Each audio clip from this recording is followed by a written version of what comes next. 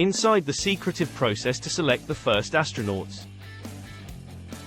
When NASA names the first 4 members of the crew for its flagship Artemis program, which will send astronauts back to the Moon for the first time in 50 years, it will make one of the most significant announcements in the organization's history.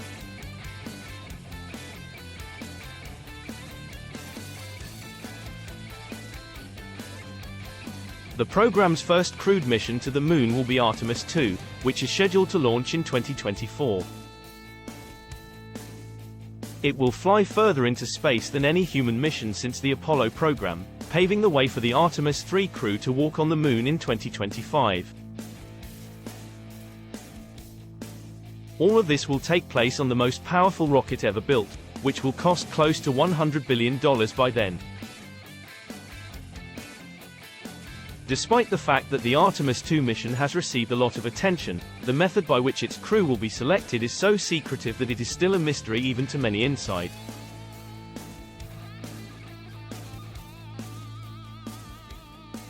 The astronauts' nationalities, 3 Americans and 1 Canadian, have been made public, but NASA hasn't said much about who will be chosen or how that will be done. To reveal the secretive selection process, CNN spoke with nearly a dozen astronauts and current and former NASA officials. CNN has narrowed down the list of candidates that insiders say are generating the most buzz at NASA based on those interviews, as well as exclusive insights into how the crew will be selected.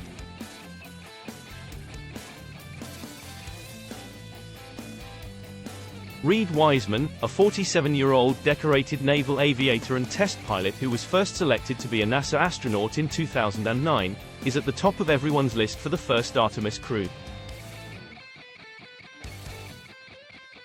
In November, Wiseman resigned from his position as chief of the astronaut office. This prestigious position has historically been in charge of selecting the initial crew assignment for each mission.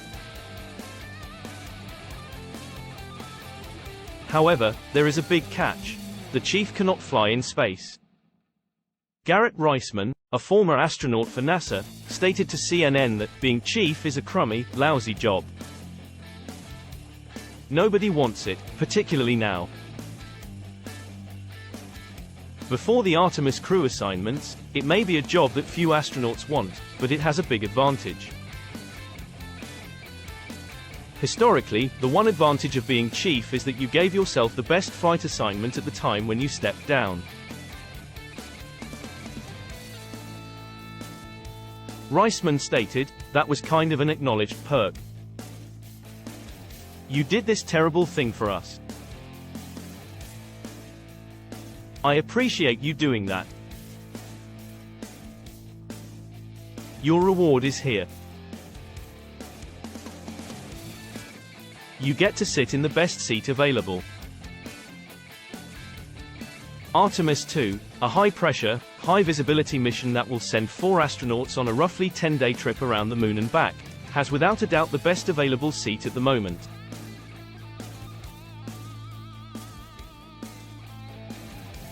Follow Artemis I's route around the Moon and back before Wiseman resigned as chief in November, just 2 days before Artemis I, the program's first successful uncrewed test flight.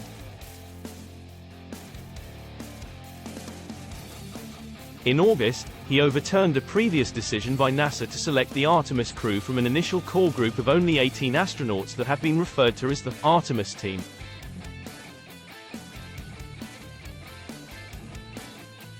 Instead, Wiseman included all 41 current NASA astronauts in the group of candidates. Wiseman stated at the time, "The way I look at it, any one of our active astronauts is eligible for an Artemis mission. We simply want to put together the best team for this mission." Since the 1950s, the process of selecting the right team for a space mission has remained a mystery. At that time, NASA was assigning flights to its initial Mercury missions, which were made famous by the book, The Right Stuff, by Tom Wolfe. The procedure remains extremely secretive, despite the fact that the criteria may have changed. CNN has learned that 3 important people at NASA's Johnson Space Center in Houston, where every U.S. astronaut has lived and trained since 1961, will decide who gets to go to the moon.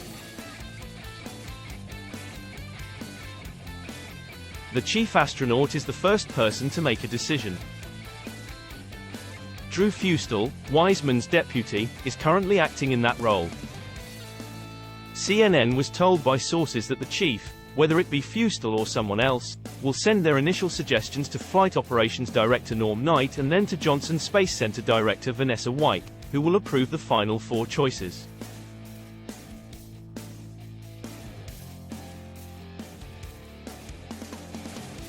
According to former NASA astronaut Mike Mullen, who spoke with CNN, it's a dark area to this day. Terra incognita translates to unknown territory. Nobody is aware. They didn't, at least not in our time. What is known is that NASA Administrator Bill Nelson, a former Democratic senator from Florida, will not be involved in the selection of the Artemis II crew. In January, Nelson told CNN for the first time that the space agency's Washington leadership would stay out of the selection. The people at the Johnson Space Center do that. Nelson told CNN that the decision would be made by them. I should not assume that they have chosen the crew's identity.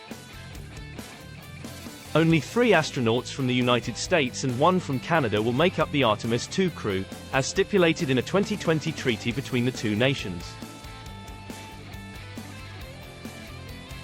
NASA has also stressed that a program named after Artemis, Apollo's twin sister in Greek mythology, needs to have a crew with a lot of gender, racial, and professional diversity from the start.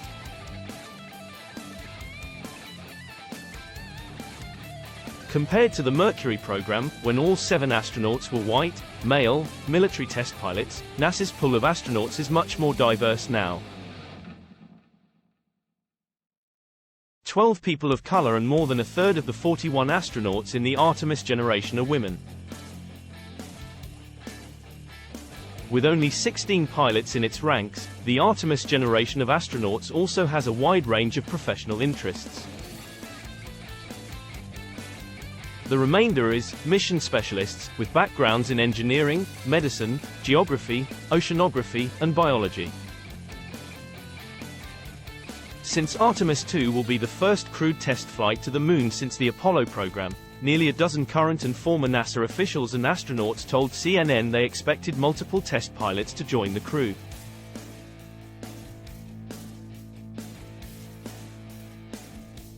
The former astronaut, Reisman, stated, "Just having the courage to go in there and be the first ones and be cool about it, that does take a certain amount of skill, experience, and maturity. On this vehicle's second flight, we are going beyond low Earth orbit for the first time in a very long time."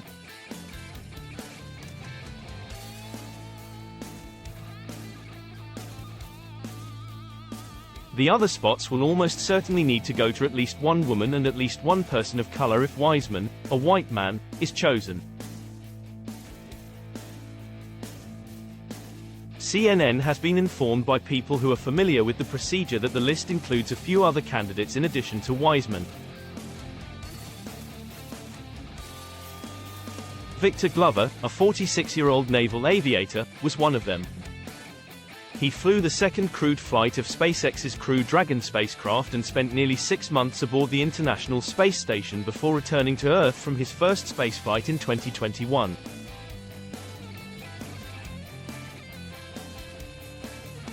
While working as a test pilot, the veteran of 4 spacewalks earned a master's degree in engineering. The 55-year-old Randy Bresnik flew combat missions in support of Operation Iraqi Freedom and is also a decorated naval aviator and test pilot. He has flown to the International Space Station on 2 occasions, one on a Russian Soyuz spacecraft and one on the Space Shuttle.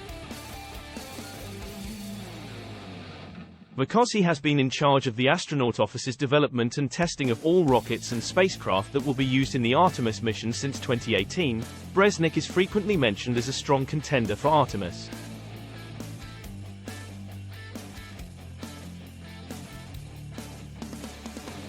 CNN has been informed by people familiar with the procedure that the list of potential candidates includes 4 women at the top. Christina Koch and Jessica Meir are 2 of them. In 2019, they performed the first all-female spacewalk together, making history. With a total of 328 days spent in space, the 43-year-old Koch holds the record for the longest single spaceflight by a woman. She has completed 6 spacewalks. After spending time at far-flung scientific bases in the polar regions, Koch, an electrical engineer, and Meir, a 45-year-old biologist, were both selected as mission specialists for NASA's astronaut class in 2013.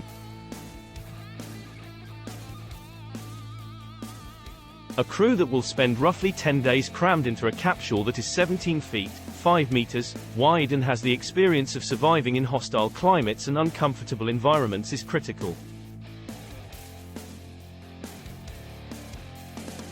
We take great pride in our expeditionary behavior, being a good teammate, emptying the trash can when it is full, and cleaning the dishwasher when asked to do so by your parents.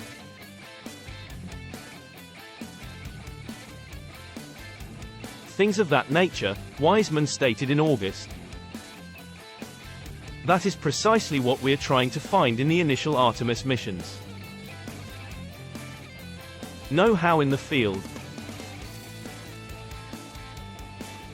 A team player, Anne McLean, is a decorated Army pilot who graduated from West Point. She flew more than 200 combat missions in support of Operation Iraqi Freedom.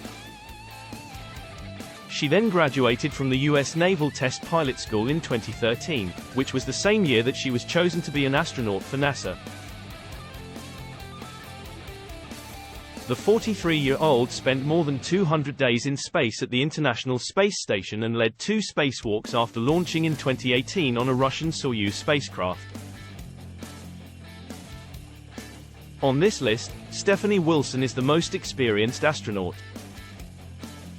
More than a quarter of a century ago, in the class of 1996, a 56-year-old man was chosen to be an astronaut.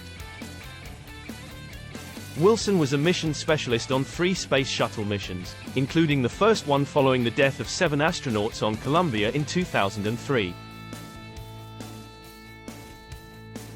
Jeremy Hansen, the most talked about astronaut with the Canadian Space Agency, will take the final seat on the Artemis II crew. Although Hansen was chosen to be an astronaut nearly 14 years ago, he has not yet received his first flight assignment. The 47-year-old fighter pilot recently became the first Canadian to oversee astronaut training for a new class. The 8 astronauts on CNN's list of the best candidates are all accomplished overachievers with high qualifications who are in their prime. However, there are times when a trivial factor can be the deciding factor.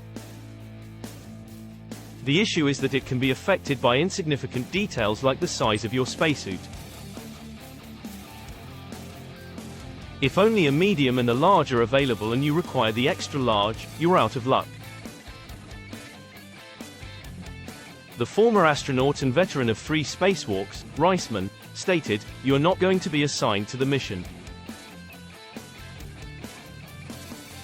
It's not always the most equitable or transparent procedure, and it can be influenced by crazy, insignificant factors." In addition, NASA usually tries to have a crew that is a good mix of newcomers and seasoned professionals. It also wants a mix of military pilots and citizen scientists with a variety of strengths, like doctors, engineers, astrophysicists, biologists, and geologists. When it comes to how well they perform their duties, not all astronauts are created equal. Spacewalking skills vary widely among astronauts. Reisman stated that not all astronauts are equally adept at robotics. The general rule is that you are qualified if you apply.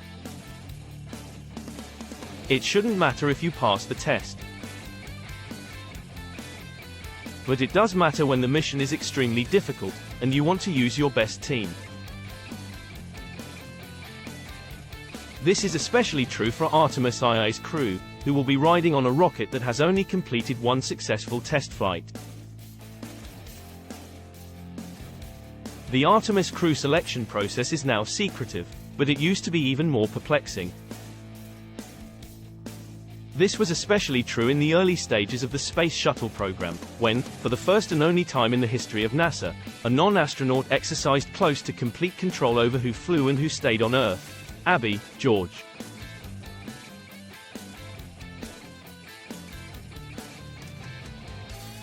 George, unlike Joseph Stalin, did not operate by committee. In his memoir, Riding Rockets, retired astronaut Mullen wrote about the former director of the Johnson Space Center. He was the only voice that counted. We were as ignorant of the dark matter of space as astrophysicists were of the most significant aspect of our career, flight assignments. The authority had returned to the chief astronaut by the time former NASA astronaut Scott Kelly, who was famous for spending a year in space, was chosen in 1996. Kelly said that the flight assignment process was still shrouded in mystery. However, he did say that the then chief of the astronaut office, Bob Cabana, who is now the associate administrator of NASA, had pushed for more transparency.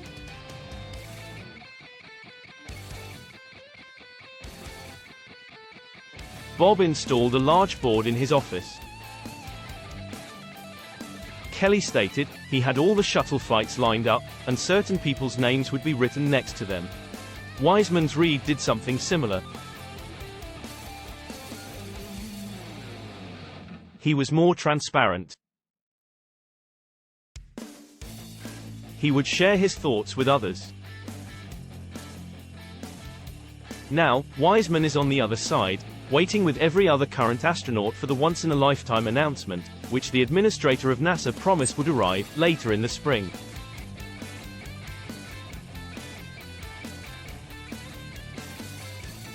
Artemis is far from the only game in town for those who do not make the cut. SpaceX Crew Dragon and Russia's Soyuz spacecraft are currently being used by NASA astronauts for long-duration spaceflights to the International Space Station. The Boeing Starliner, the third option, is scheduled to transport astronauts for the first time this spring. Every living astronaut is expected to be assigned a flight at some point. However, only 8 people will be able to board Artemis II or Artemis III and travel to the Moon. Reisman stated, "This is a special and unique opportunity, and frankly, I'm going to be extremely jealous of whoever they choose."